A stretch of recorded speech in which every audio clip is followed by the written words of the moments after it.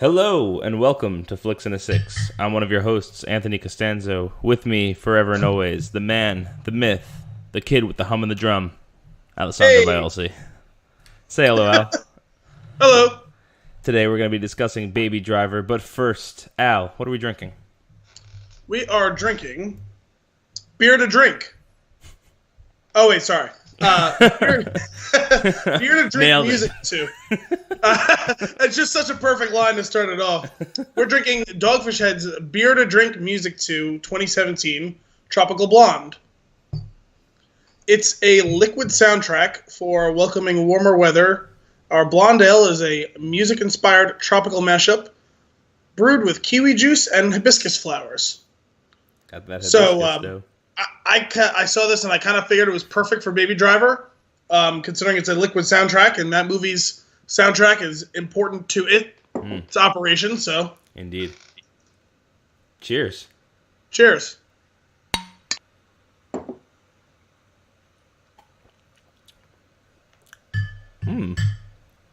That is quite good. That's unique. It is. They're very different. That's beer juice. Refreshing. It is refreshing, but I'm guessing it must be the hibiscus that's a little bit surprising to me. That little fuzzy feeling on the tongue there? Yeah, I'm not really sure how to. I can definitely catch the kiwi in there. Mm-hmm. I'm not sure how to describe it, but there's that. I'm not really used to kind of herbal notes like that in beers yet. I haven't had a ton like that. So I also have on the box that it came in, just a few notes. That's their words, not mine. That's great. Love it. Best served in a pint glass. Call it like it is. Oh, you could have read that to me before I poured it. Well, you didn't ask. You monster. That's not, you don't have a pint glass either.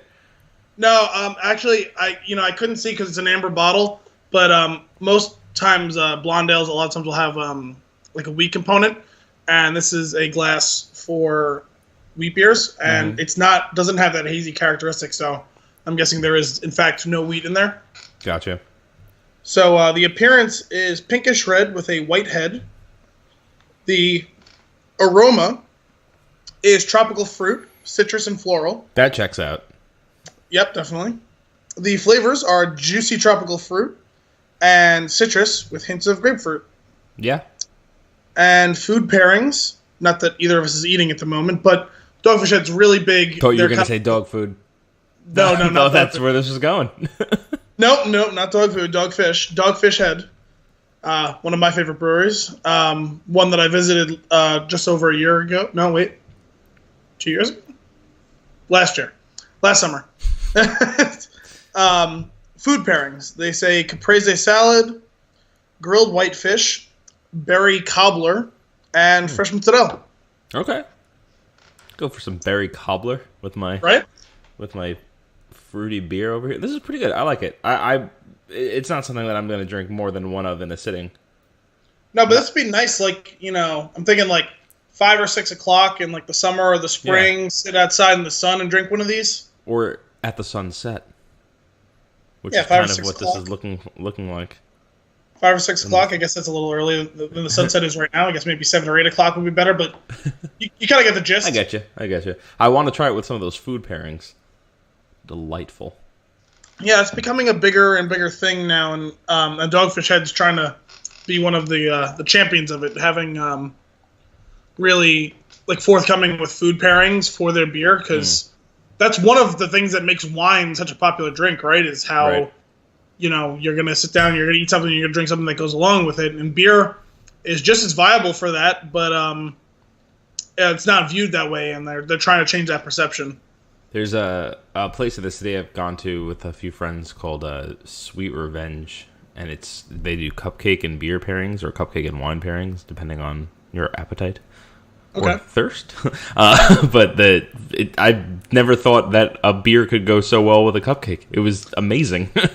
I'm right there with you. I wouldn't have anticipated that either. It was a whole experience. The beer was in this fancy ass glass that was like made for the beer, and you couldn't put the glass down. It had like a little holder that it came in. It looked like a beaker with a bowl bottom. It's very interesting. Very interesting. It's delicious. Oh, I'm sure. Delicious. Yeah, right up your alley. On account of it being beer. Yeah, no, of course. Anything beer related, there's a good chance that I'll be interested. I'm gonna be honest. Food pairing is a blind spot for me for beer. I'm still very much in like the nascent stages of learning about that. The one thing that I know is red meat and IPAs pair very well. Okay. Yeah, I wouldn't know that. I don't think I've ever really attempted to drink some specific beer with food. Wine, sure, but instead of breaking out a red wine the next time you have a steak, try a good IPA. Yeah, we'll do. We'll give that a go next time around. Yeah. Cool.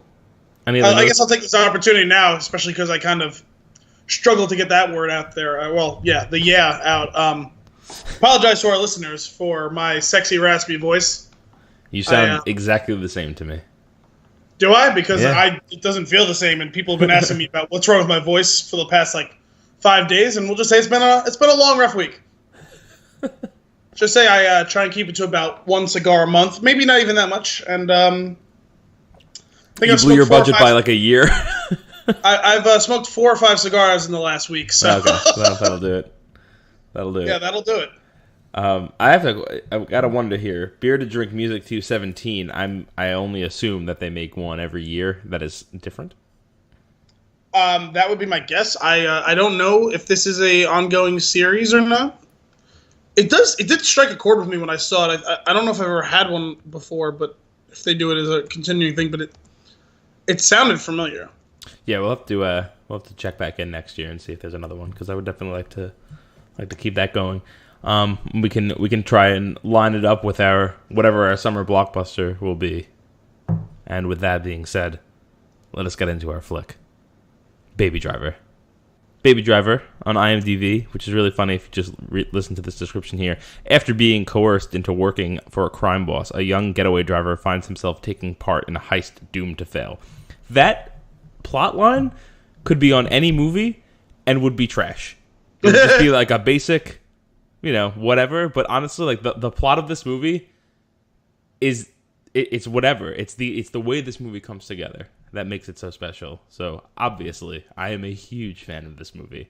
And if you read that plot line, it doesn't give you any information about this movie. If you go to Rotten Tomatoes and see that it's at 97%, that gives you an idea about this movie.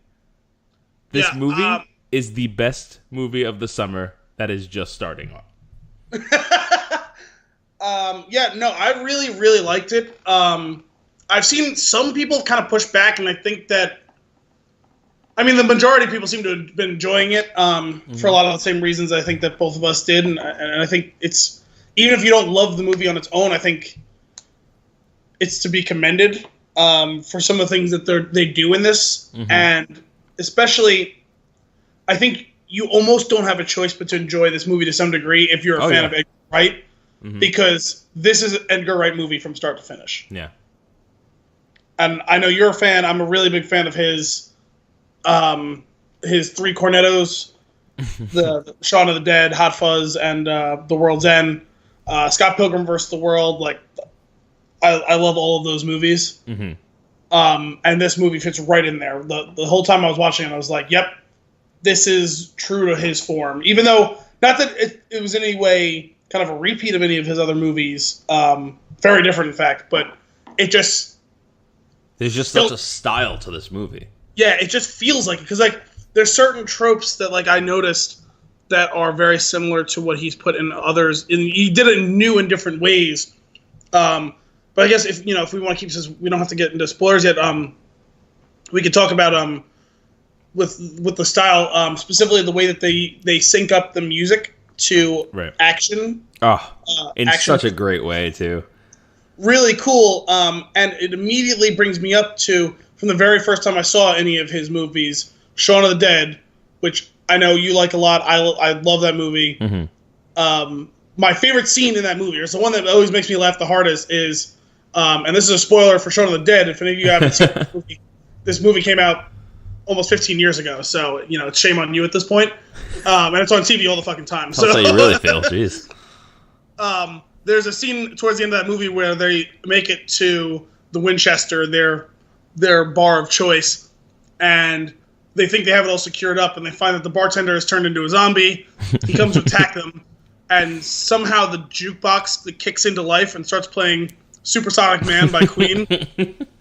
And 3 of the characters end up with pool cues and start spinning in a circle around the bartender zombie and are beating him over the head with the pool cues in perfect rhythm with the song. And it's just like, it's so fucking unbelievable how perfectly synchronized, as there's, the song's going, crack, crack, crack. Well, crack. What's great though in that movie, in that scene, it's meant to kind of emphasize how funny it is, right? That movie is hilarious, and that scene makes it funnier.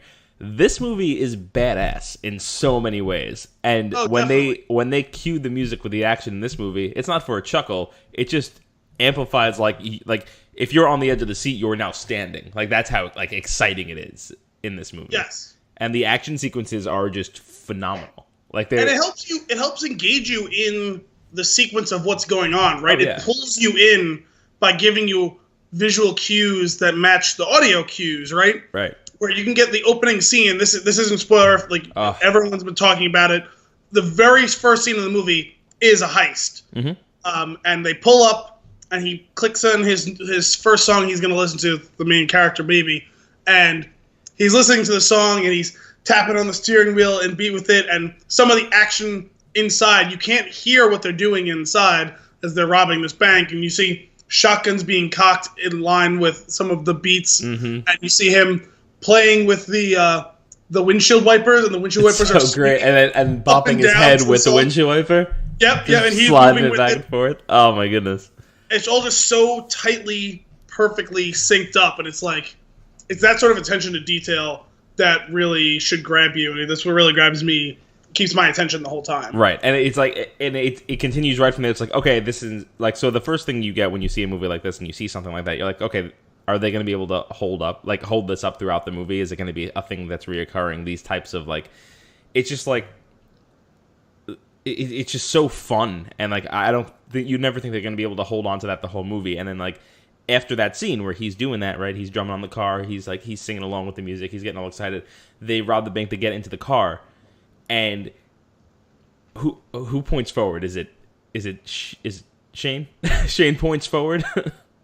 I forget. It was either John Bernthal or John Hamm. Yeah, so one of them, they point forward, and he drives backwards. And I was like, oh, yeah, you're just going to keep going with this. And it's so good. That instant where he just, it's gun hands forward, and the car just takes off in the opposite direction. Loved it. And the look on his face, on the character's face that was pointing forward, beautiful. Yes. It's funny, too, because, you said, can they keep this going up the whole movie? And actually, the answer to that question is yes and no. Right. Because they don't nearly do it as perfectly synchronized the whole movie. It would be impossible to shoot that whole movie that way. But they do continue to have ways to continue to bring back the music will ebb and flow, kind of the way that a drum line can go up or above a song in general. Mm-hmm. And there's moments where it does tightly come back real quick. Oh yeah. But it could never match that level of synchronicity. But it's always relevant, and it's always there in the back of your mind, ready to jump right to the forefront when it needs to be. Right. Well, it's funny because we've mentioned this in the past. At this point, those action sequences in movies, they're not the same for me as they used to be. When I was a kid, it was awesome action fight, crazy sequence, right? Yeah. This is a crazy action scene, and by itself would probably stand up against some of the better ones out there.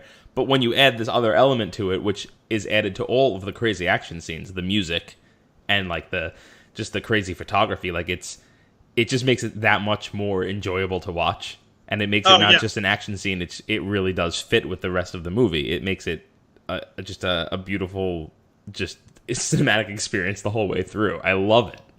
It's funny you said the big action scenes don't always grab me, and I would agree with that. Generally speaking as well. For me, it's when you can take notice of just how slickly and excellently an action scene is choreographed. Mm-hmm. that's what makes it stand up. That's what really engages me. And this had similar results by doing it a different way, where it's not per se the choreography of an excellent fight scene. You're not watching like Donnie Yen kick someone's ass. You know what I mean? Instead, it's how they've choreographed the visual and audio experience. That's that level of choreography that is going to really grip you and make you pay attention, because you're trying to see where oh, I know this song. How are they going to find a way to tie this together? You know what I mean? Oh man, just the more I think about this movie, the more I need to see this like 5 more times. I loved it. Yeah, I enjoyed it. I did have a little hesitation because, and I'm sure we'll get to this more later, but I'm not a huge fan of Ansel Elgort before I came in and saw this movie, so I was worried, is he going to be able to carry this vehicle that I think I'm going to enjoy otherwise, or I think I should enjoy otherwise? Right. But I found that those fears were mostly, they were really kind of unfounded in all of this, because it's just the strength of the whole ensemble and the writing and the direction and everything. I mean, and like even further with the whole style thing. I know you said either you're not as familiar with it or you're not as big a fan of Scott Pilgrim, but there was a lot of similar cues during the opening credits, after like the credit scroll after the actual first heist, where he's going to get the coffee. And if you notice, while they're playing that song, there's like visual representations of some of the words in the songs. You saw that? Yeah. I went to see the movie with my sister last Saturday, and so she didn't pick up on it at first. So I nudged her and I told her to start paying attention. I was like, "Do you see that on like the walls and on the floor?" And she's like, "What?" I was like, "Look out and see, like, check out the graffiti and little street signs, and stuff like that." So awesome. I watched her when she picked up on it. She's like, "Oh my god!" Like she didn't see it. Where there's a part in the song where he goes, "Yeah, yeah, yeah," and you see like graffitied on the wall, "Yeah, yeah, yeah," stuff like that. That is very reminiscent of some of the stuff that goes on in Scott Pilgrim. Some of the visual stuff that he kind of sneaks into the background here and there. Yep. Which I think is kind of a cool, like, it's almost like a little treasure hunt type of thing. Yeah, that's another reason why I want to see it, like I said, 5 more times, because I'm sure I'll pick up new things every time I watch it. Yes. And I love that. I love that there's always going to be something more.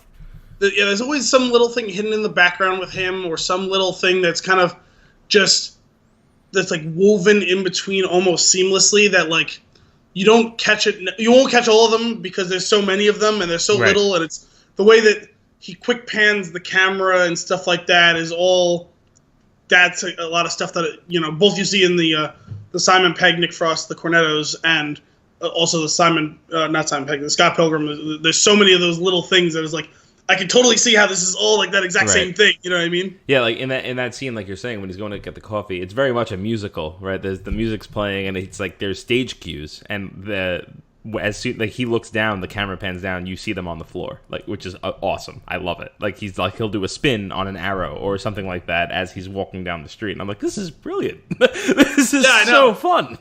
And that's true. I forgot about the whole arrows thing, and this is to Ansel Elgort's credit. Supposedly he has like a background in dancing and stuff like that, and you can see that in like the fluidity of a lot of the stuff that he does. He was a good physical presence in the movie. Yeah, like that, like you said, dancing along with all that, and a scene later on where they do a chase, moves from car to on foot, and he's doing basically parkour. Mm-hmm. Like he handled those tasks really well. I just want to watch it again. I love it. I love it so much. I'm standing by it as of right now.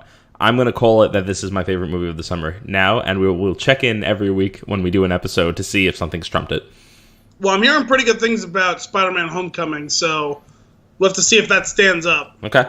I hope it does. That'll be great. That'll blow the summer away. But as of right now, this is it. This is the top of my list. I can't wait for this to come out so I could rewatch it over and over again. I don't know if I'm going to want to rewatch it over and over again that quick, but I'm definitely going to want to see this movie again, and more than once. Oh yeah, and what a great cast!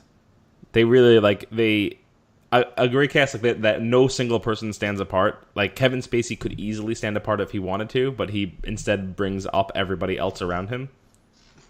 Oh yeah. I was talking about this before we were able to record with friend of the podcast and our most loyal listener, my cousin Mike. To our fan. To our fan, Mike. Cheers. Kevin Spacey, both his character and just him as an actor in general, can never be overused. And I think he was so good in this that I thought he was underused. Like, I wanted more of him. I wanted more scenes of Doc because just some of those clever lines that only he can deliver in the way that he delivers it. Yeah. But in the same vein, it's like it's so beautiful to have them in little bits and not to overpower the movie. Yeah, I mean, I suppose that is true. But I don't know. I found myself wanting to see him on screen more because sure. I like him and Ansel Elgort had pretty good chemistry, I thought. And there's just some of those like little lines, like, you know, and we'll talk about this a little later. With, you know, we'll keep this a little spoiler free for now. But that scene where they walk in and he's just sitting in his chair and he just says, "Bananas." Yeah. Oh and my goodness, like, it's so good. I was watching it and I was like, did they cut something out? Like, what did I miss? You're fully engaged with one single word. You're like, I know. what's I'm happening like, right now? What did I miss here? Was I not paying attention in that scene earlier? What is bananas? Then he holds your hand and he walks you through it. It sounds like a punchline to a running joke, and right. I'm like, I missed the setup. Yeah, that's beautiful. That is really. I didn't even think about that one. That is great. The opener of this show, when I mentioned the hum and the drum, I did that because that was just the delivery of that line is awesome. I love it. He's explaining what's wrong with the kid, and he's just like, it's so good. It's just like so like I just love the writing. It's just the dialogue is fantastic. Oh yeah, no, there was a lot of great quick one-liners. It was almost Sorkin-esque, some of the exchanges. Oh yeah, for sure. Which, to my knowledge, I think Edgar Wright wrote and directed this. I don't think Aaron Sorkin was involved in this. Right. I feel like it would have been a bigger deal if he was. But there was some times where it was almost like just how quickly they all jump back and forth. Like Jamie Foxx is really good at delivering lines really quick. Kevin Spacey, obviously, that I was like, wow, like this reminds me of watching like something like The Newsroom where people are just ripping back and forth. Like that sort of speed and wittiness can be really cool when it's executed that well. Yeah, I gotta say, Jamie Foxx. It probably took about like 15 minutes of him on screen for me to realize that he wasn't Motherfucker Jones. You know what I mean? Like he could have so clearly like just dropped a joke at any point, but then he didn't, and he was just like this terrifying, crazy, well, literally batshit crazy person. Well, no, he had one joke. He had one joke, and I did laugh pretty hard at it. And it took me a while to figure out.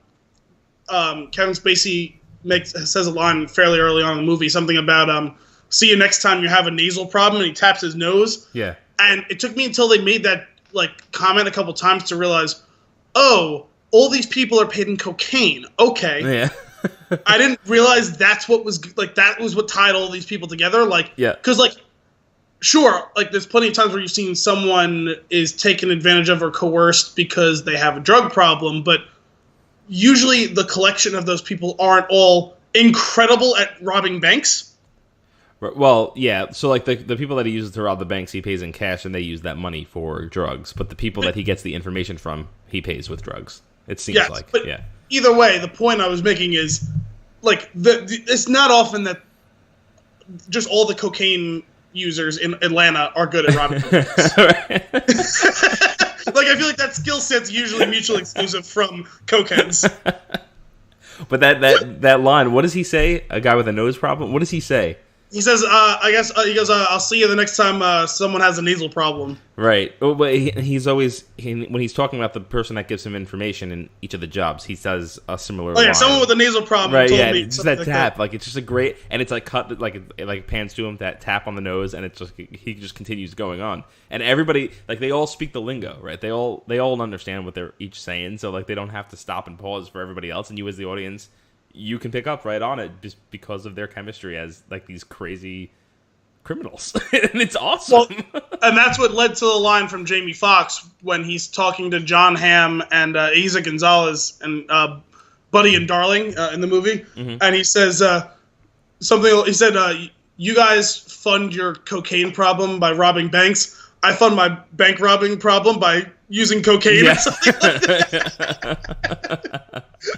That is a funny one. Do we want to continue to move on without spoilers? Because we can get into some specifics. I guess before we actually get into spoilers, there's this won't ruin anything. There's something that struck me throughout this movie. It's like within the first, obviously within the first heist scene before the credits and everything following. Like, I feel like not 30 seconds goes by where you can't still frame this movie and print it on a canvas. Oh yeah, a lot of the shots were really well done. Like, incredible stuff. Like shocking and like vibrant. Mm-hmm. Beautiful. Like, there's a scene where Baby and Deborah are in the car, and I think like she kisses him or he kisses her, but the way that the sun is coming in on the right side, and it's like an asymmetrical shot, and they're off to like the left. It's just, it is a still frame. Like, this whole movie would have worked as a comic book. Yes. Like, easily. Which plays in with how Scott Pilgrim was shot. It's like, I forget exactly the specific of what it's. I think it's supposed to be like a movie that was a video game, not a movie based on a video game. Okay. But a video game come to life as a movie. Right. But a lot of the scenes are shot actually more similarly to reading like off of a comic book. Right. It's almost like the two of them together, and that definitely carried over in a little bit less of a literal sense in this movie, but still have the spirit of what you're trying to say there, like where it's like, oh, it's in the like vein of a comic book, even though it's not literally shot like a comic book. Right. Like, and if every scene change, if they were to just like pull the camera out and make it a still frame and wash it out with like just color and like make it non-realistic, and then swoop into another frame, it would totally work. Like, it's awesome. Like, I want a printed version of this movie that I could put on a shelf. They use a few different interesting camera techniques, because in addition to that, where they had, like you said, like that almost panel by panel like shift from one sequence to the next, there was a couple times where they also did the Birdman thing where the camera followed directly from one scene to the next. Oh, like a continuous shot? Yes. I feel, yeah. In the way that Birdman, the entire movie was shot that way. Obviously, this one wasn't, but there was a couple of times where they did make that transition where the camera is following someone and then it turns and follows someone else into the next room. Right. Which I think that's a cool dynamic, because it's so different from what you normally see in a movie. Yeah, it doesn't break like the context for you at all. It makes you feel like you're sitting in the room like swiveling in a chair or something. Yeah, it was like one of those things awesome. where it was like, I love that. There was them having one of their meetings, and it was like the camera was on dock, and then like it turned to follow Baby walking out of the room, and it follows him walking out of the room. And I was like, oh, that's cool that they use this as well, not as the whole central concept the way that Birdman was. Not that was a problem with that movie. It was part of what made that movie unique. But it was cool that he mixed in all these different types of techniques together, which kind of keeps you on your toes the whole time. Mm-hmm. Yeah, it stands apart from that. I mean, like, this movie it'll likely be on a top list for me. I haven't decided where yet, but like, and that is part of the reason it's unique. It's everything about. I love everything about the movie. I love the way that it's shot. I love the acting. Obviously love the music. The music is, wow, it's so good, and like I won't get into more of that yet, but the music is beautiful, and it's just such a fun movie. Like, it's everything that I go to the movies for. Oh yeah, it's a fun story. It's great acting. It pulls you for that 2 hours that you're sitting there. Like, you are fully invested, and that takes a lot of talent. Oh yeah, definitely. There was never a time, like, even like, you know, it's common for any movie of a significant running time will tend to find some moment to sag a little bit, but this one was far from offensive. You know, it's all stuff that was in service to the story, and while it may slow down and sag a bit, it never dragged. Mm-hmm. For sure. Shall we get into a little spoiler territory? Yeah, sure. I mean, I have a few more things that could be talked about Yeah, either way. So we might as well just do it under the spoiler banner, so we're free to do whatever we want. Yeah, let's go nuts. From this point on, there will be spoilers. Oh yes, there will be spoilers. A funny thing about the characters, so like each character has a depth that you maybe at first glance you won't see it, but I feel like they make a point of making you realize that they do by having Jamie Foxx's character Bats explain the two characters across the table to you, and you're like, oh, like maybe I didn't think, like I didn't think about that. They're just these two thugs, right? They're crazy, they're batshit crazy, they're robbing banks, they're taking money, but then he breaks down why they're doing it. And I was like, oh, that's fun. I didn't think of that. And then you see him, and he's all kind of like mysterious, and he's like a Joker character almost. Like he's nuts, he's out of his mind. He's very, very unhinged. And obviously the whole movie we're following Baby, and we get his story front to back. What we don't get is the relationship other than like between him and Kevin Spacey, him and Doc, where obviously, yeah, he boosted his car, right? Which had a stash in it. Was that the case? Yeah, he stole his Mercedes, and he had no idea who Doc was, or the fact that whatever, he must have had a large amount of cocaine that he was planning on distributing to informants at some point or other, and he stole it, crashed it, and Doc made him pay. Right. But it feels like their relationship goes further than that. It is weird because it's funny because, right on its surface, I made a parallel between this movie and Guardians of the Galaxy Volume 2, both coming out within a couple of months of each other, and having how the soundtrack is so intrinsically tied to the movie itself. And in the same way, there was a very similar relationship I felt between Baby and Doc, in the same way that there was between Yondu and Peter Quill. Right. Okay. Where it's this antagonistic, almost fatherly relationship, but also I'll kill you if you cross me. Right. Yeah. No, that's good. That's exactly, yeah. I get that. I get that vibe. I thought there were some cues that made me think that there was something deeper, like they were actually related in some way or another. Specifically, early on in the movie, when they leave the building. Hang on a second.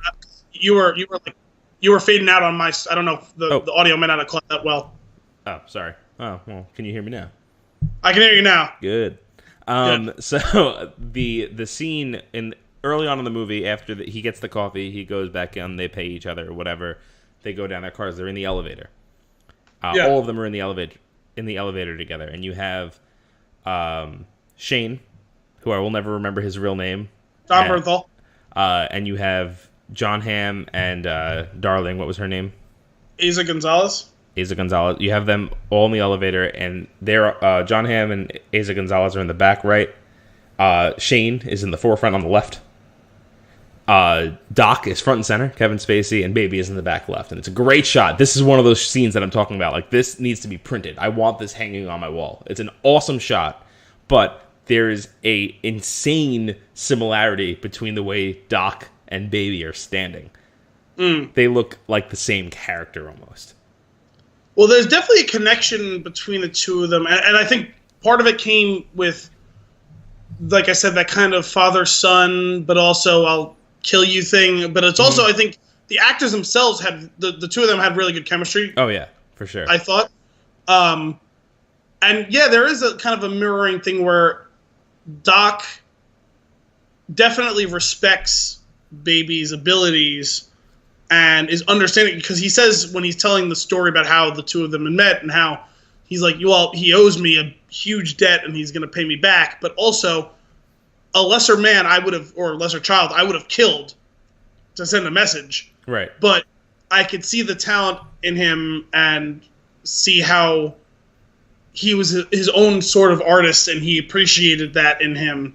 And in the same way with Baby, I think he hates that he's working for him and he hates this life that he's living, but he sees the genius in Doc, and I think he also sees the genuine level of care that Doc seems to have, because Doc keeps going to bat for him when all these other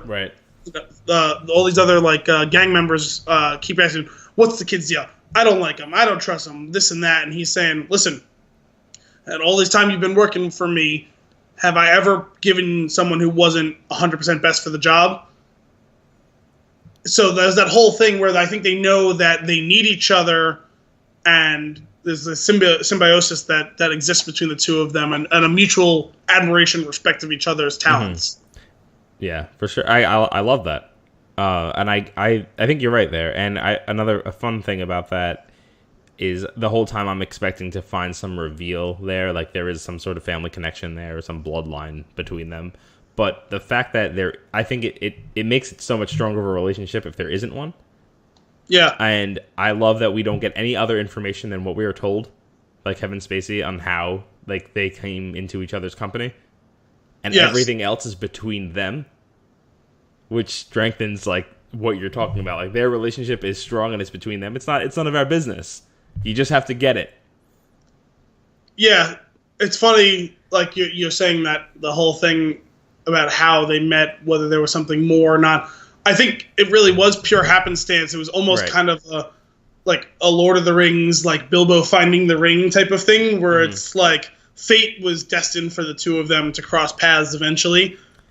36 minutes and 20 seconds until Lord of the Rings is mentioned. Okay. Wait, we haven't mentioned it in most of the episodes, have we? I'm pretty sure it's come up in every episode. No, there's no way every episode. Maybe it was. Yeah. I know we've talked about it before, but like it's just how you were saying, like whether there was any deeper meaning to how or why they met, and whether that's kept secret from us because it's just between the two of them and this and that. But it reminded me of like the line that Gandalf, or even that in like the opening narration by Galadriel, like the line about how it was fate that Bilbo should find the ring, and it's kind of fate that Doc and Baby should meet each other. Mm-hmm.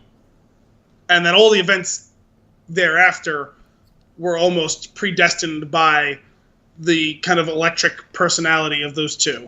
Right. Yeah. And if you want your family connection, quick aside here, what about the little kid Sam? Oh my god. Did that kid almost steal the show? That was amazing. Yes. I mean, his nephew, right? He certainly stole the scene, whether or not he stole the whole show. He's just like, he's on his PSP, he's like, 8 cameras, 4 cashiers, 3 registers open. Just like, what is happening right now? I know, it was so perfect. And he even topped it in the next scene when they're sitting in the car together. And babies were counting it all to him, and he just coughs and he starts moving his fingers and shit. Oh my god, it's so funny. That kid killed it. Yes. That was great. And he's like, she gave me a peppermint. Yeah. I have a mint here with your name on it. It says Sam. Oh man, that was great. Into the let's talk about Baby for a little bit. His character is, I mean, we get his whole story like front to back.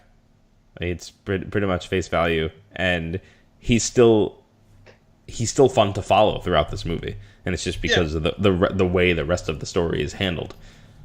Like, there's nothing like extremely interesting about it, right? His parents fought; they died in a car accident.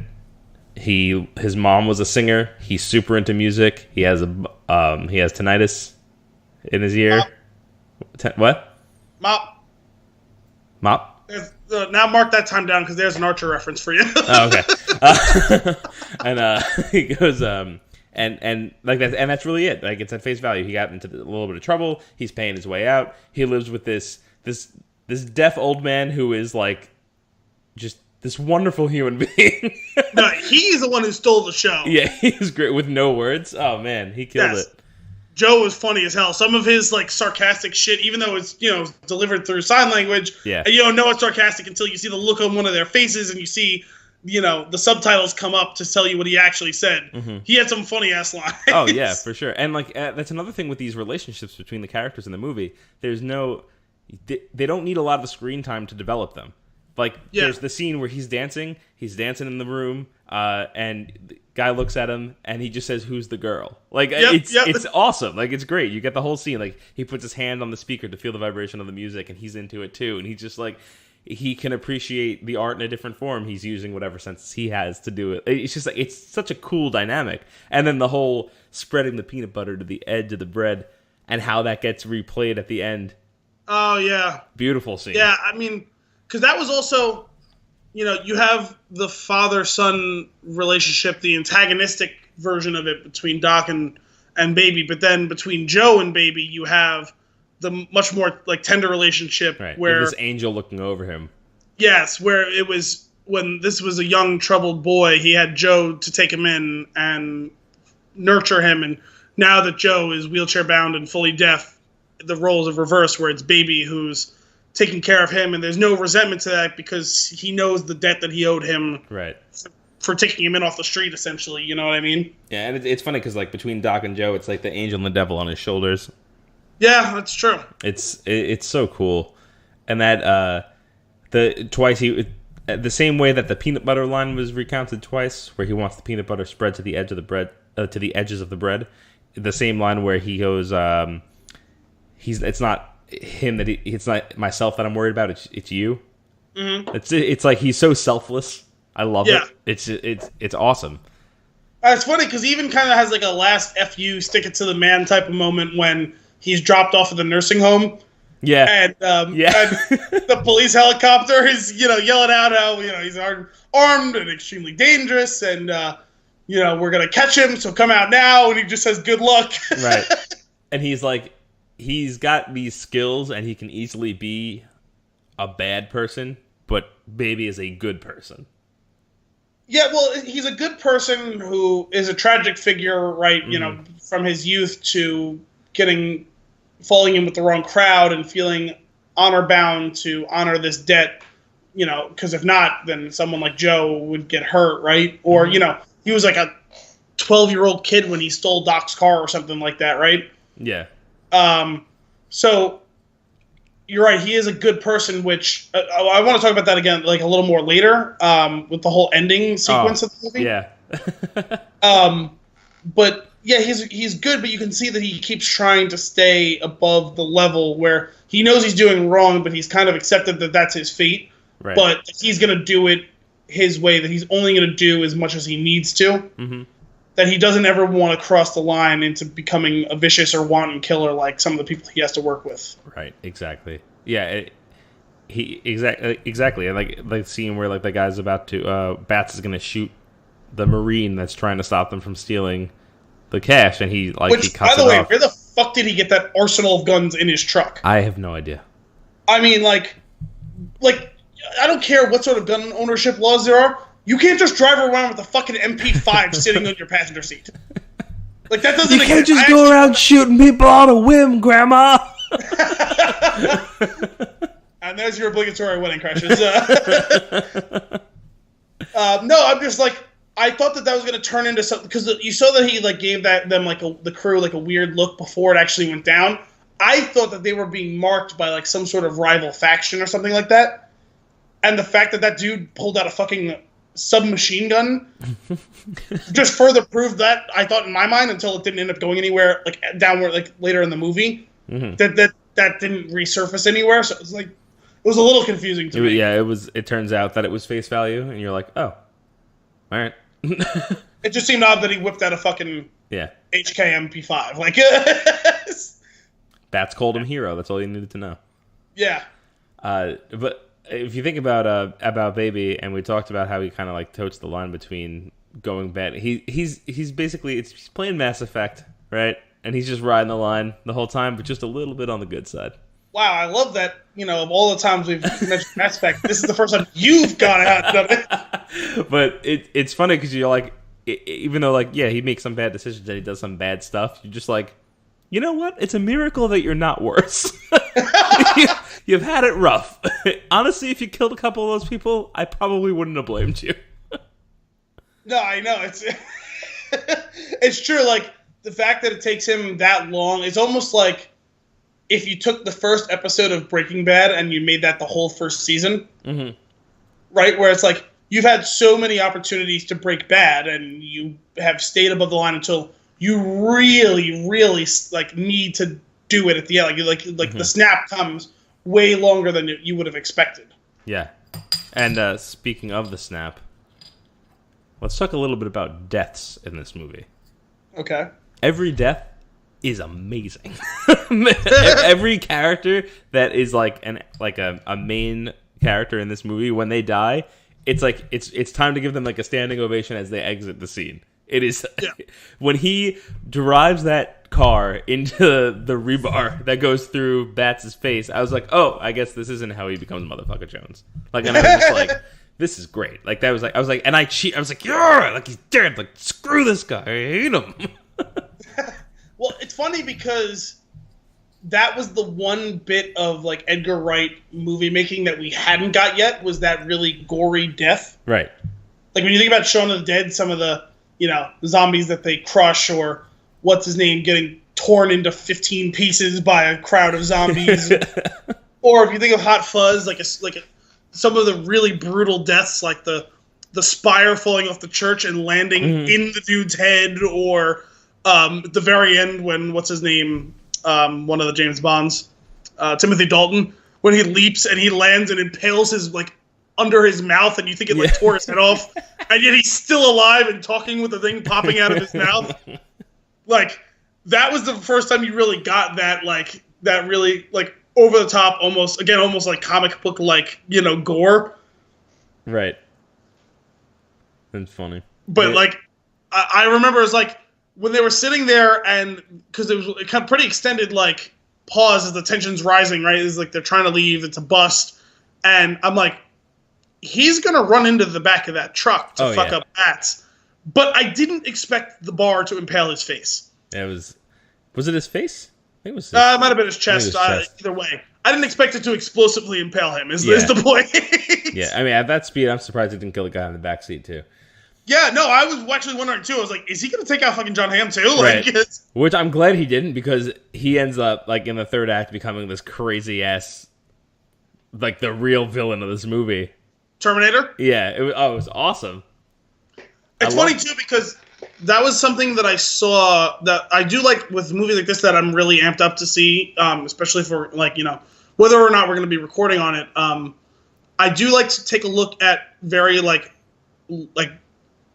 top level, like, not spoiler involved reviews before I go and see these movies, just to see what are some of the things I should look for, just to make sure I don't miss it. Mm-hmm. And one of the things that I saw mentioned was that like the way that they utilized some of the characters, like John Bernthal had really small role in the movie, and it seemed like they were setting him up to be a more important character, but it seems like what they kind of set John Bernthal's character up ended up being replaced with Bats. Mm-hmm. But also, there's a line right after that first heist, I think it is, where Doc says something along the lines of, it's the reason I never use the same crew for more than one job. Yep. I was like, oh, fuck, we're not going to see any more John Bernthal or John Hamm. And I wanted to see more of both of them. And then you get John Hamm later. It's like, oh, okay, it's the exact three-man crew, because they mixed him and Darling with Bats, who was from the other crew. Okay, that makes sense then. And I'm glad that we, you know, because the whole middle section doesn't have, like, basically any John Hamm. Mm-hmm. And then he comes back for the whole third character, or the whole third act, and basically becomes Terminator. Mm-hmm. Yeah, I love that, because he's also, like, out of everybody, he's the one that kind of not befriends, but he's nice to Baby. Yeah, he's interested. I think he likes him. He genuinely likes Baby. Until Darling meets her demise.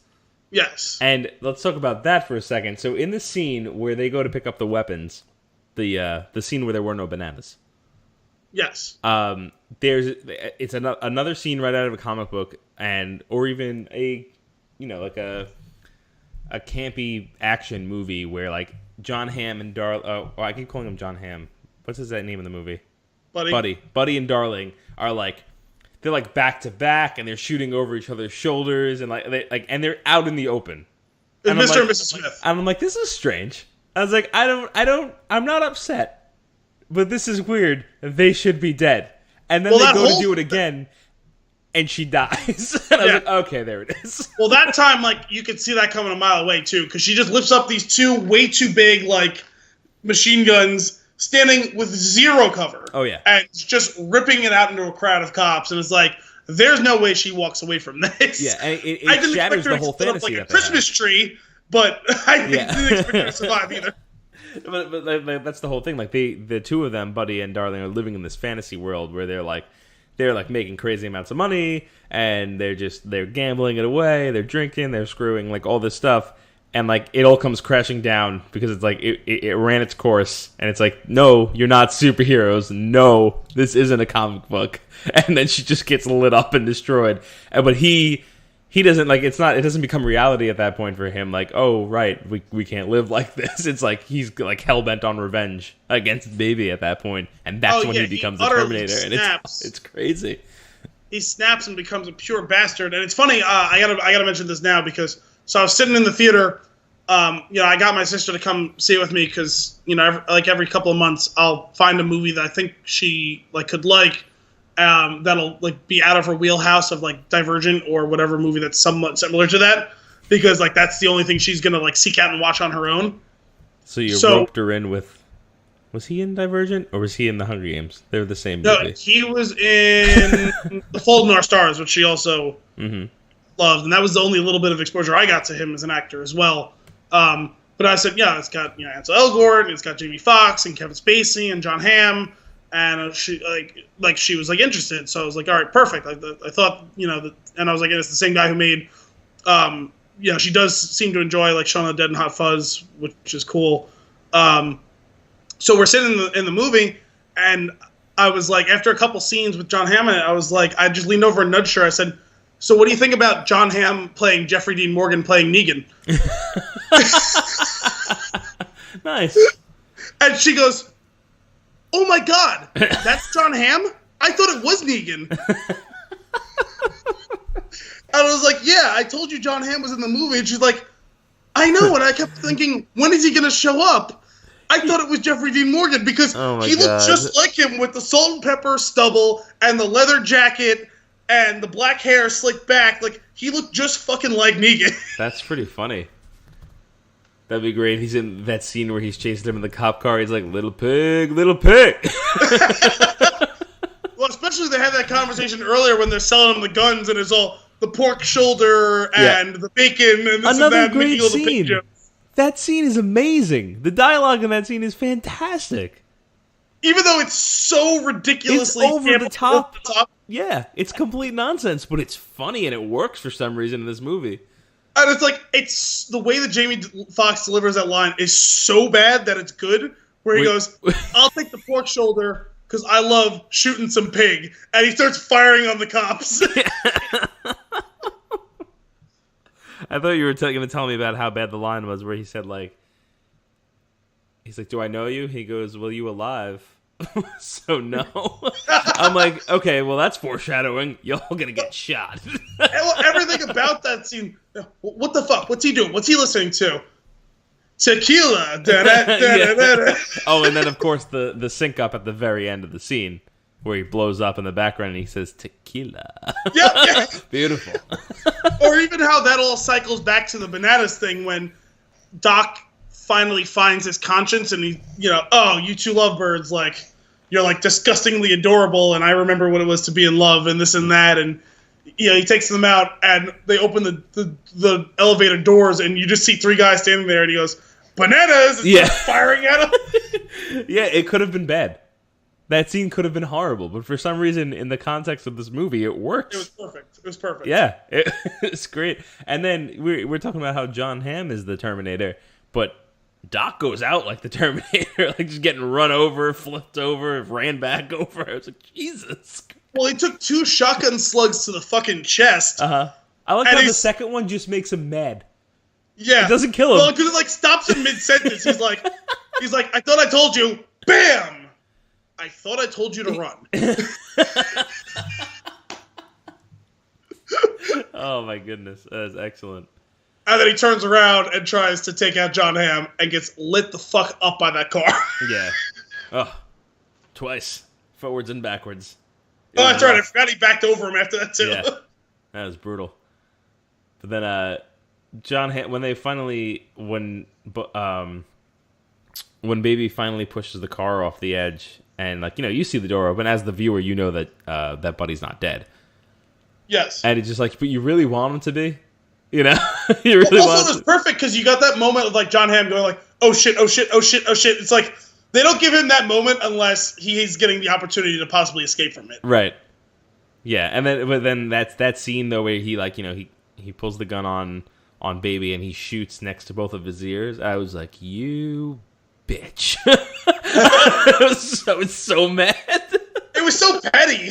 Yeah, it really was. I'm gonna take something you love, and he's like, oh, he's gonna kill her. Oh, he took his hearing. That's worse. And he's gonna kill her. Wait a minute. Yep. Now that's just rude. Right? It's like, come on. Like, whatever happened to an eye for an eye, not 2 ears and your girlfriend. Like, oh my god, so fun. And then yeah, he gets the long fall off the edge, which is always a fun death scene. And the obligatory, the car blows up after he hits it for no reason, no reason at all. The car explodes. Actually, like, but I'm not mad. Oh no, but it's like basically equally petty to him shooting him by the ears. Right. It's like falling like 5 minutes later. Just because. And then like when they're driving away at the end, I was like, oh, okay, cool. And then they get pulled over, I was like, okay, yeah, it's not that movie. Oh, and now we're watching Kingsman? Yeah. It was, oh man. I did love at the very end that you get the scene from earlier that was in black and white. And that was a cool callback. And they fade in the color on top of it so that you know it's not a dream. And it's like, oh, that's great. Yeah. What an ending. Well, before we get to the actual ending, it's weird. We almost basically talked around her the whole time. We pretty much haven't mentioned Lily James as Deborah. Yeah. Which is weird because it's not like she didn't get a lot of screen time. No, she was great. Yeah, I liked her. They had great chemistry throughout the movie as well. They did, which was cool because I think if they didn't, this movie doesn't work as well. No, but they have like this like couple of crazy kids with their teen romance. Like that's what it seems like, but it works so well. And it is a little bit corny at times. Oh yeah, but intentionally so. Like almost like back to like the comic book. Like it's like almost like Dick Tracy. Like it's very corny. Yeah, and I guess that's to its credit too, because it's not like one of those things where it's like, fuck, this just isn't working. It was like one of those things where it's like intentionally like that. So that's definitely like makes it much easier to kind of like sit and enjoy the ride with them. Otherwise, it's just like you're just gonna be cringing. And even then, like there's a couple times where I'm just like, especially early on in their like meeting, like where he's just like so silent and stoic that it's like, okay, give me a little bit more. Like it's just like a little too like fraught and drawn out. You know what I mean? Yeah, there's like cliches, especially like with those like the boy meets girl, girl's got a rough life, boy is gonna take her out of there kind of thing. Like there's cliches throughout this entire movie, but you're not mad at them for whatever reason they work. Oh yeah, no, it's not about being mad at them, not at all. No, but I did think this was good. This is the only it's the only thing I've ever actually seen her in. I looked her up because she looked familiar, and I realized why she looked familiar was she was in that the live action Cinderella movie they did a couple years ago. Okay. She was Cinderella and she married Rob Stark. Gotcha. So I remember seeing like, and then they all died at the wedding. Oh god, no, this is not that movie either. Everything's getting mishmashed together. No, but I just realized that's why I recognized her, because I remember seeing a ton of those commercials when the movie was coming out. Okay. So her face was plastered all over TV, and that's why I recognized her, but I hadn't actually ever seen her in anything.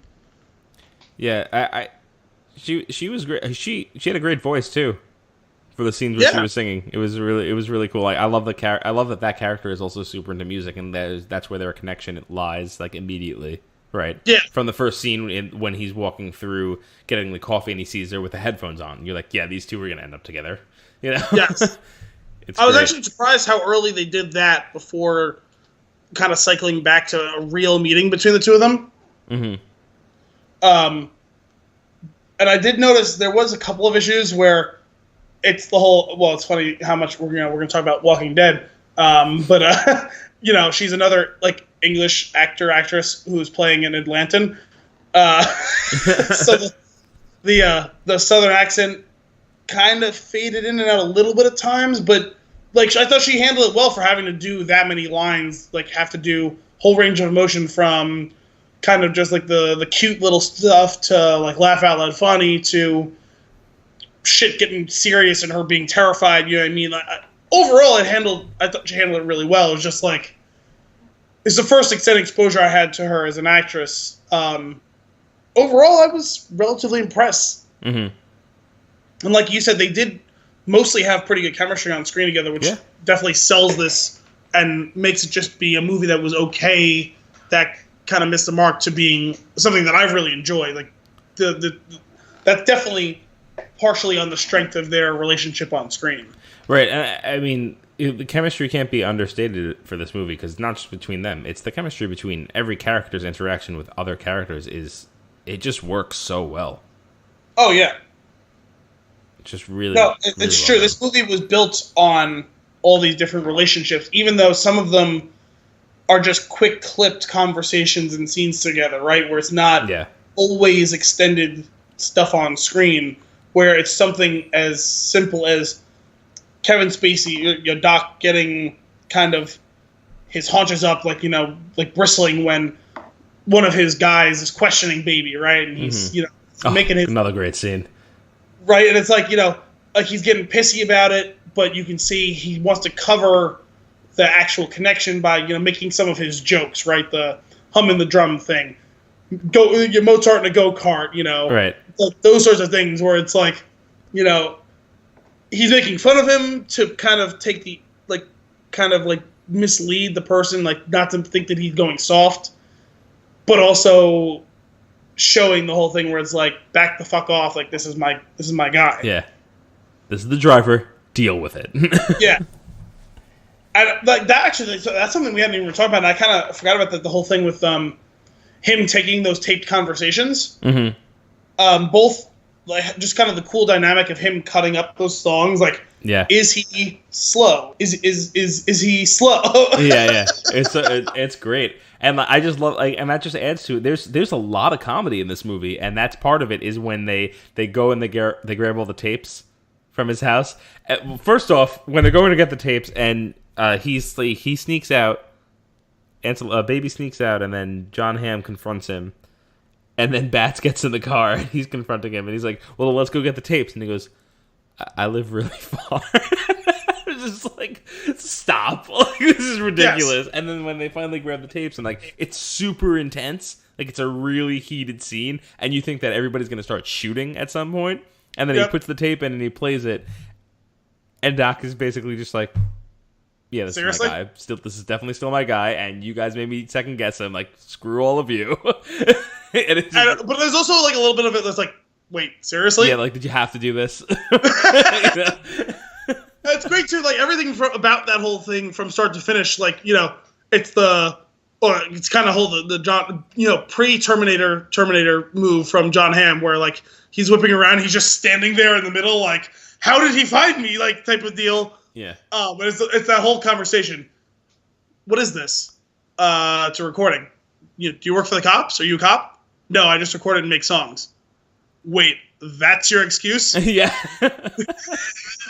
I really hope you have a better excuse. And he goes, no, I do. No, I have all these tapes in my house. Oh, I guess we're going. Yeah. No, that's what it was. He goes, what's going on here? Nothing's going on here. Really? 'Cause it looks like we're going for a ride at 2 a.m. No. We're just talking about something. Oh, I guess we're going for a ride at 2 a.m. Yeah. And he puts his seatbelt on. Yep. And like you said, I live really far away from here. He goes, no, you don't. And he just punches him in the face. Yeah. Oh, man.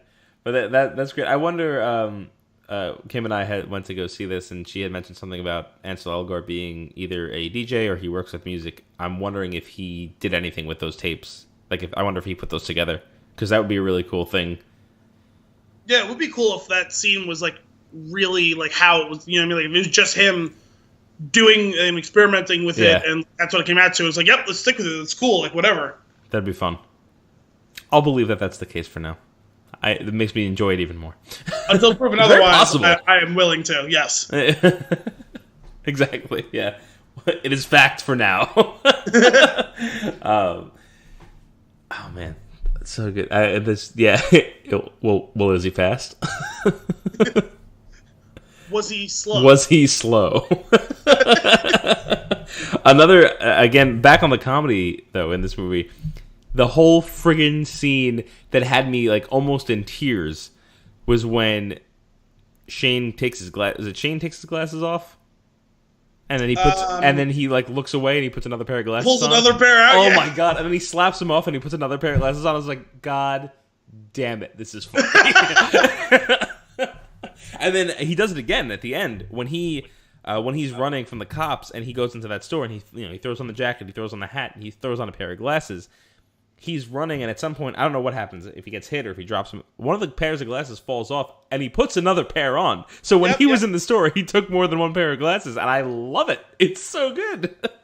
The callbacks throughout the movie are fantastic. Oh, it's great. Like, he's got an infinite pair of... It's like the magician with the handkerchiefs that just keep coming out, but it's sunglasses instead of handkerchiefs. Mm-hmm. I'm just waiting for him to pull a pair out from behind someone's ear and put them on.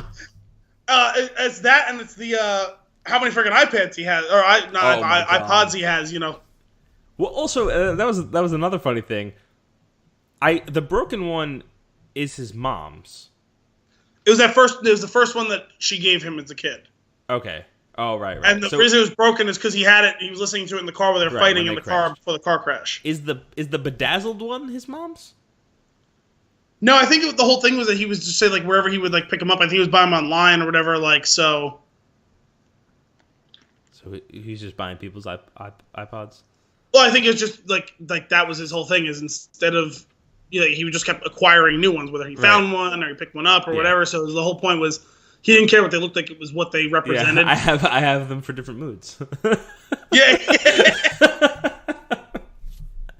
Oh, man. Oh, my God. I forgot even like the scene where they do, and also speaking of like underused people, I wish they would have given Flea a little bit more to do. Yeah. But when they do that scene where the hero, like, the Marine, like, foils him a little bit, when the timing gets fucked up, and he goes, wait, hang on a second, and he rewinds back to the start of the song. Yep. And he's, okay, now you guys can go, and Jamie Foxx is like, are you fucking serious? Yeah. That was great. Oh, man. The whole, just go see this movie. If you haven't, you have to have seen it by now if you're staying with us. Oh, yeah. Friggin' Sam. Show stealing Sam. So is there anything else you want to talk? Because there's one more topic that I have that I want to discuss at least briefly. Is there anything else you want to talk about? I was trying to think. There was at least one thing. I have a feeling it's the same as yours. I think we'll just get into it. The ending of the movie. Yeah. Yeah. So all of these scenes where like the scenes on the witness stands where you have all these people that are just like, but he's a nice kid. Basically, which is really funny. The one that gets me, the old lady with the purse, and it's the strangest thing. After he finally was ready to drive away, he threw my purse and he said, "I'm sorry." I was just like, "Oh." Like yeah, like she was like so confused, like yeah. That was so cool. I liked that. So, I looked at some stuff about the ending, and I'm kind of conflicted on it. So I want to know, like, overall that whole sequence, the whole sequence post his arrest. So like those last like 3 or 5 minutes, whatever it is, of the actual trial, him going to jail and getting out. Yeah. What do you feel about that? Go ahead. I'm not gonna I might like ask a question, but like, just kind of give me your impression on like how that resonated with you before I like say what I had to say, because I want to see what your take on that was. I mean, it works for me. The whole thing that's going on, they kind of other characters in the movie feel the same way that I feel about this character at this point, right? I find him to be, he's a good person at heart, which is basically what they get at throughout these testimonials. And he gets out I'm guessing after the 5 years or whatever it is. He's able to leave, and he drives off into the sunset with his lady Deborah, and it's just like a happy ending to an otherwise sad story. Yeah, Okay, that's okay. I just wanted to hear because that was more or less the way I felt when I came out of the theater. There was something kind of like nagging in the back of my head where it's like, this is a little bit odd. Part of it's the complete shift in like tone and pace and the way it was, and like even kind of a little bit the way it was shot. And part of it was almost too syrupy. You know what I mean? Where it's like, oh, but he's a nice boy, and they definitely that wasn't inconsistent with what they showed, right? Because they kept showing, we hijack a car because shit went downhill, and you're not going to shoot her. We're not kidnapping the baby and using it as a hostage. We're giving the baby back to her. We see, you knew that he felt bad, like we're going to hit this, and the cashier looked like she was nice, and, so he tips her off or whatever, even though it ends up busting the whole thing way the fuck open, right? And Joseph's going to come to bat for him and everything. And the little old lady with the purse or whatever. And the woman at the post office too. That was another great thing. The cashier, the post office. Oh yeah. So in a way, I was like, okay, yeah, like I get this, like yeah, like it's nice that all of them were willing to testify on that behalf. But afterwards, I saw what someone had said about it. Someone who had reviewed the movie. And they were saying something along as how they thought it really cheapened the experience because, like, it almost felt like, and this was in this person's opinion, I forget where the review was, otherwise I would, properly attribute it, but I didn't hold on to it. Basically saying that it was like, they felt, almost felt like the movie makers, like, backtracked off of the idea of, oh, like, he's a criminal, but we spent all this time making you sympathetic to him, so now we have to show you, oh, he's a good person, even though, like, we had seen it or whatever, and then it felt kind of wishy-washy. Mm-hmm. And I guess I have to say, like, I do kind of see that point. It does seem a little tacked on. But I still think it kind of works for me because he still did serve some time, and I think that ultimately is kind of fair. And maybe I wouldn't feel that about every sort of... Maybe it's because I spent 2 hours becoming attached to the character or the characters, right? Where it's like you want to see that happy ending. And yeah, you do think, like he's a good person at heart, even though he probably could have gotten out of the situation if he really stuck to his guns, right? He could have done the whole thing, jump on I-80 or whatever it was, and get out of here and never look back. Mm-hmm. But he didn't do it, right? No. He's also almost like he's looking for some way to repent. But like, half-heartedly looking. Yeah. And so, I mean, from that standpoint, I think that it does all work where it's like, okay, he goes and serves some time, but he's not going to serve the full term. Because the idea of locking up someone who, admittedly, where I'm saying, like, I think he could have, quote-unquote, like, found a way to escape it all. Mm-hmm.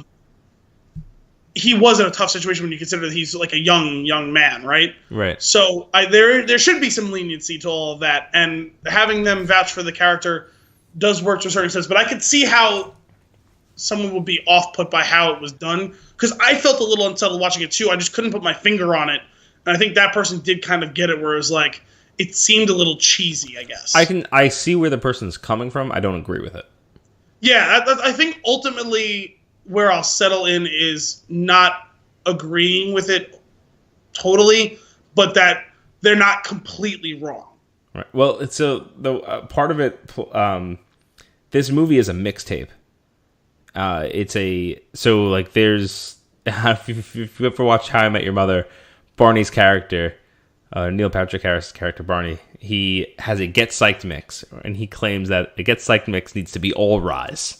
The music just keeps going up and up. And originally he says that everybody thinks a real Get Psyched mix has a rise and a fall.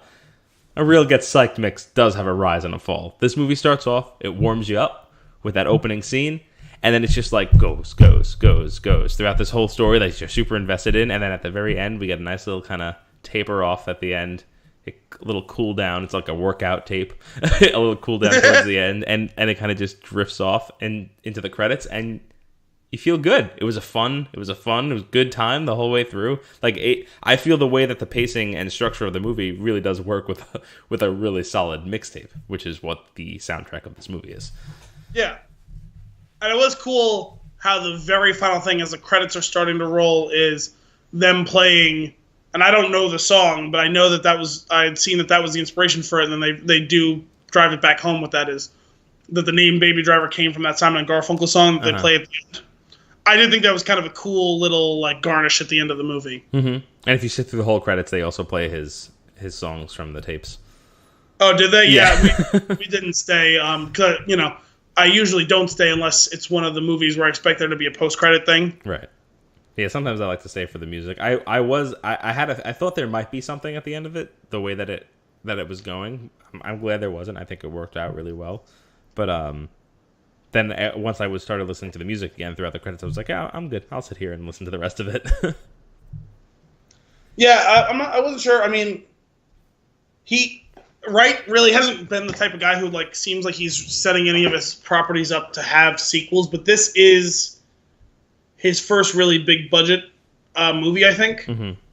He was originally tapped to do Ant-Man, right? But ended up not sticking around. I know he's got like a writing credit or whatever. They used at least part of his story, and that was a weird breakup between him and Marvel. But this is really his first really big budget movie, I think, and you can understand why this movie's been a critical and box office success. It's resonated with fans, and you saw some people saying, "Oh, this is that movie that doesn't need a sequel. That's eventually going to be made a sequel." And today I saw a story saying that Sony's pushing him, "Hey, do you think you can make a sequel out of this?" He said that during the making of this, of course I considered how or why or maybe, what would go on with, and his idea was basically saying like, too many sequels, like, oh, you have to reset and try and redo the formula. And it's like, for me, the little nugget kernel of an idea that like, that maybe I would do is how these experiences have changed him and his dealings in criminal life and stuff like that, becoming more involved, not less, type of thing. Not like, oh, you're caught and you have to do this whole thing. It's the, gone in 60 seconds type of thing or whatever, where it's like, oh, you're, it's against the clock or it's against some dead or this and that, you know what I mean? Right. Yeah, I don't want to see a sequel to this movie. I don't either. I think this movie is a total story that, that there's no reason for if the whole idea is that he leaves prison and they get on the road and they leave everything behind, there should not be a sequel to it. Yeah, they ride off into the sunset. Yeah, and they literally ride off into the sunset. Yeah, literally and metaphorically. I mean, there shouldn't be anything that they're beholden to. Doc is dead, Buddy is dead, Darling's dead, Bats is dead. There's no one who was important unless Griff survived. John Bernthal's character, which, when the last time we see him, he says, "If you guys don't see me in the next few days, I'm dead." Right. And we don't see him again. Right. Exactly. He's dead. So there shouldn't be anything that ties him back. Exactly. That's a funny line. That is so put there for somebody to be really paying attention to. You're like, oh yeah, he's totally dead. He's gone. Yeah.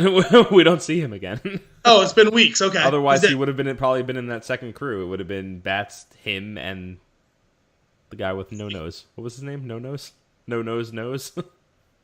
Wait, was that what he said? Something like that. Like he was no nose, and then he was the nose. Something. But if you look at him, it looks like his nose was bit off and sewed back on. I guess I didn't notice. Was that Flea or was that the other guy? I don't know if he was Korean or Chinese or Flea. Flea? Yeah.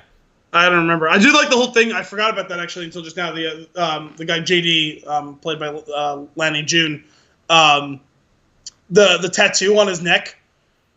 Why do you have a tattoo that says hat? Well, I used to say hate, but I found that I had trouble with employment. Oh, how's that working? About now. Oh my god, this movie is just full of fun. Here's the thing: if you watch this movie and you're not entertained, I probably don't agree with you on movies. You're doing movies wrong. Yeah, and just that being said, Brian, writer of the SpinChoon, I'm going to go ahead and guess that he doesn't like this movie because me and him tend to not agree on movies. Really? We'll have to have him weigh in. You're gonna make me not see it. You're gonna make me not like Brian. Yep. One quick thought I had. Well, actually, I hadn't really thought about it during the movie or anything. It was really as we were kind of prepping, and we didn't talk about this before. It was just kind of gestating in my mind, and as we're talking about this, how would you feel about Edgar Wright doing one of the Star Wars stories?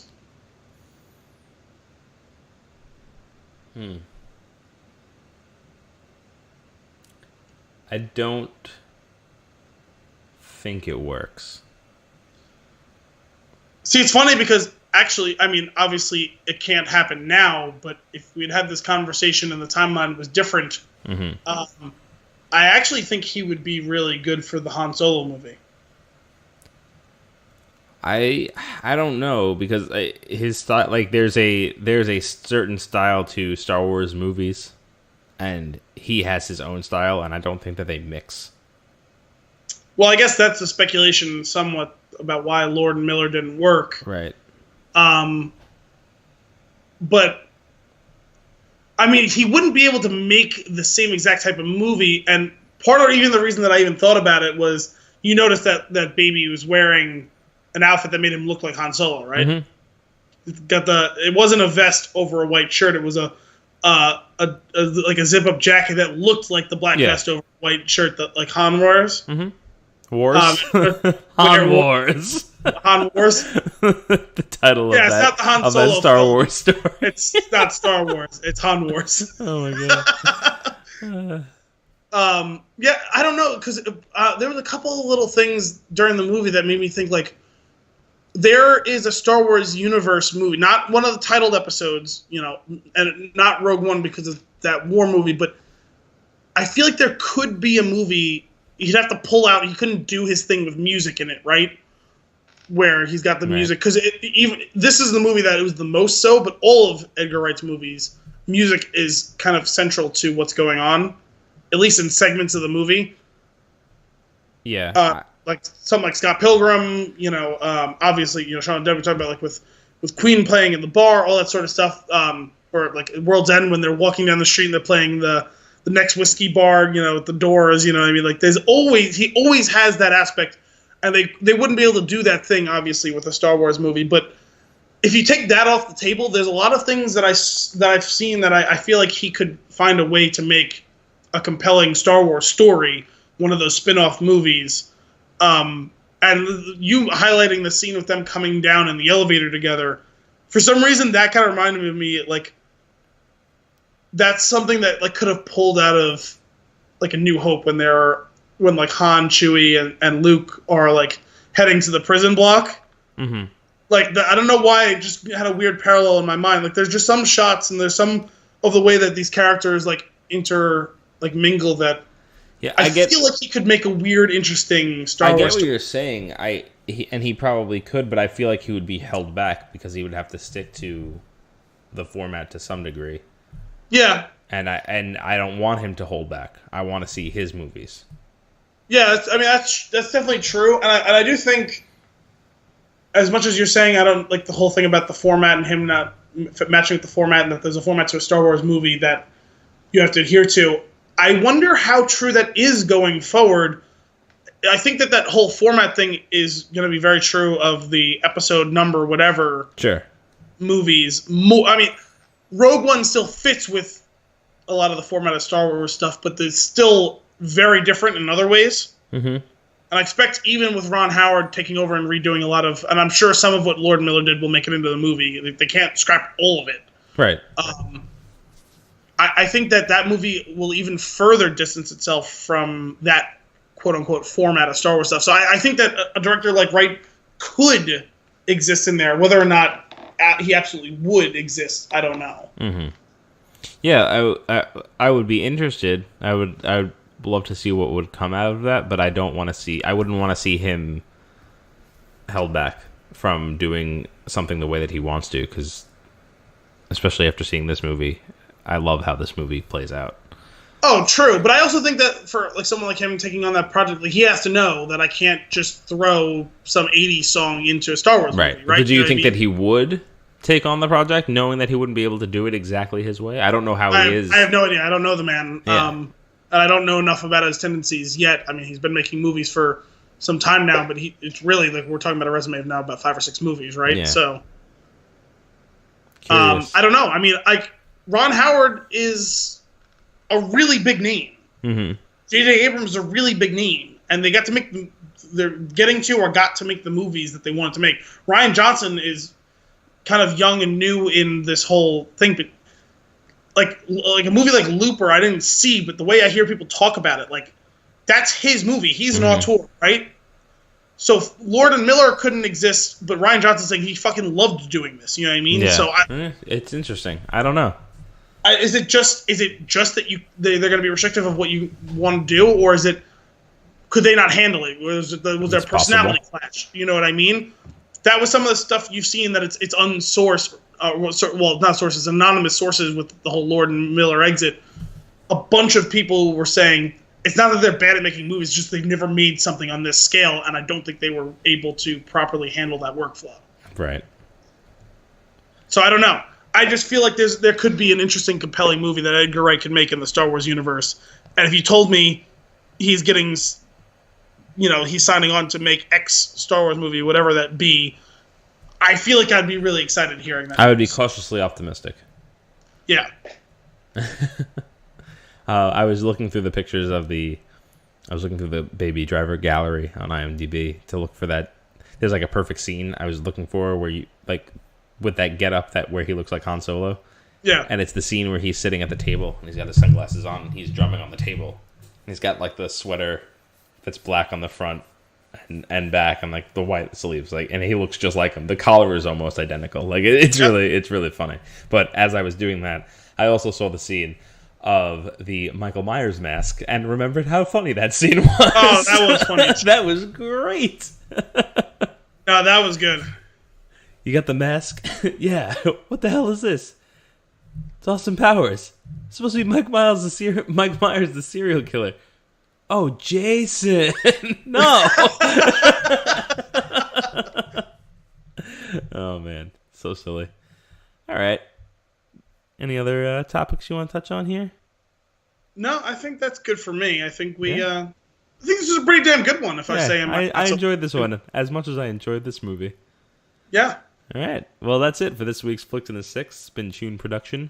Check out spinchoon.com to catch a new episode every Monday and a new article every Thursday. Sorry we missed last week because of the holiday. If you want to keep the conversation going, you can reach us at The Spinchoon on Twitter and Facebook or email thespinchoon@gmail.com. That's THESPINCHOON @gmail.com. Thanks for tuning in.